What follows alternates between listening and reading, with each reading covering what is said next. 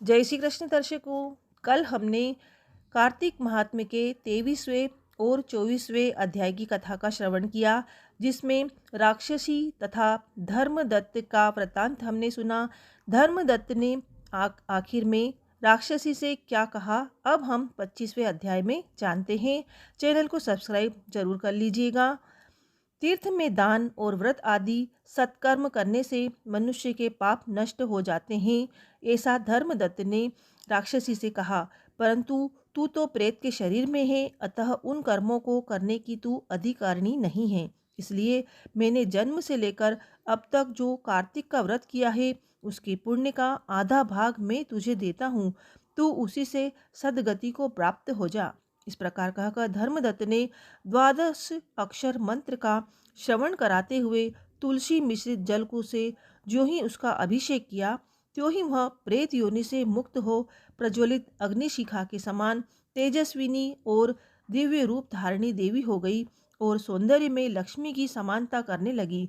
उसके बाद उसने भूमि पर दंड की भांति गिरकर ब्राह्मण देवता को प्रणाम किया और प्रसन्न होकर गदगद वाणी में कहा, हे द्विश्रेष्ठ, आपके प्रसाद से आज मैं इस नरक से छूट पाई हूँ। मैं तो पाप के समुद्र में डूब रही थी, आप मेरे लिए नौका के समान हो गए हैं।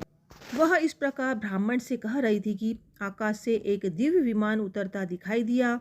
वह अत्यंत प्रकाशमान एवं विष्णु रूपधारी पार्षदों से युक्त था। विमान के द्वार पर खड़े हुए पुण्यशील और सुशील ने उस देवी को उठाकर श्रेष्ठ विमान पर चढ़ा लिया। तब धर्मदत्त ने बड़े आश्चर्य के साथ उस विमान को देखा और विष्णु रूपधारी पार्षदों को देखकर साष्टांग प्रणाम किया। पुण्यशील और सुशील ने प्रणाम करने वाले ब्राह्मण को उठाया और उसकी सराहना करते हुए कहा, हे द्विजश्रेष्ठ, तुम्हें साधुवाद है, क्योंकि तुम सदैव भगवान विष्णु के भजन में तत्पर रहते हो, दीनों पर दया करते हो, सर्वज्ञ हो तथा विष्णु के व्रत का पालन करते हो।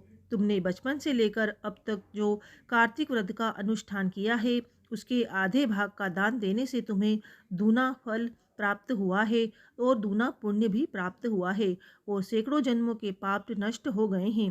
अब यह वैकुंठ धाम में ले जाई जा रही है।